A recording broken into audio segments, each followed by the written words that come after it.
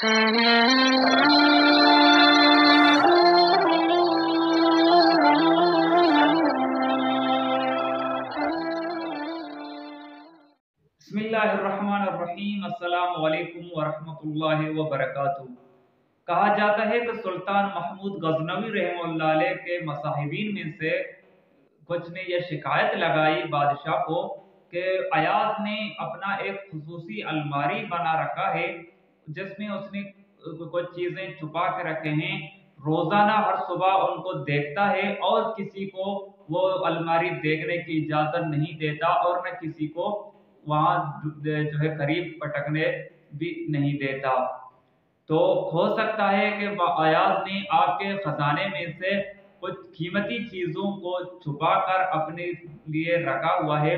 बादशाह को जब ये शिकायत लगाई गई तो बादशाह ने अयाज को बुलाया। बुलाने के बाद अयाज से पूछा, आया आपका कोई अलमारी है? तो अयाज ने कहा कि जी बादशाह सलामत, मेरा अलमारी है। बादशाह ने फिर सवाल किया कि क्या आपने उसे ताला लगाया हुआ है? तो अयाज ने कहा जी मैंने उसे ताला लगाया हुआ है। बादशाह ने फिर सवाल किया कि क्या आप उसे रोजाना देखते हो? तो अयाज ने कहा जी मैं उसे रोजाना देखता भी हूँ। बादशाह ने कहा कि क्या आप उसके चाबी आपके ही पास रहते हैं? तो अयाज ने कहा कि जी उसके चाबी हमेशा मेरे ही पास रहते हैं। तो बादशाह ने हुक्म दिया कि वो चाबी मुझे दो। बादशाह ने अयाज से चाबी लिया और किसी को ये चाबी हवाला करके कहा कि आप अभी जाओ और अयाज के अलमारी में जो कुछ भी है वो उठाकर यहाँ मेरे हुजूर पेश कर लो।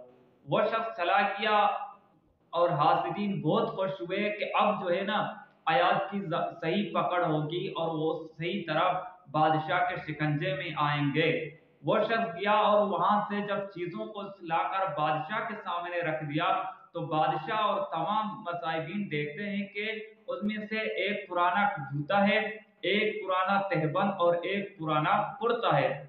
जब ये चीजें देखकर बादशाह भी हैरान और बादशाह के मसाइबीन दरबारियों में सारे हैरान रह गए कि आखिर ये किस तरह की चीजें हैं। बादशाह ने पूछा कि और कुछ भी ना था?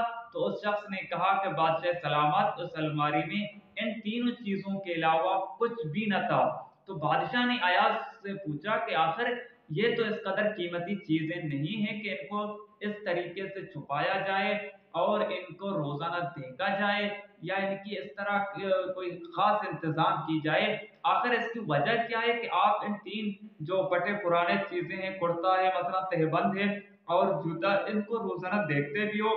ये इस तरह के भी कोई चीज नहीं कि अगर न देखा तो खराब हो जाएंगे, तरतीब बिगड़ जाएगी। तो आखिर इसकी वजह क्या है?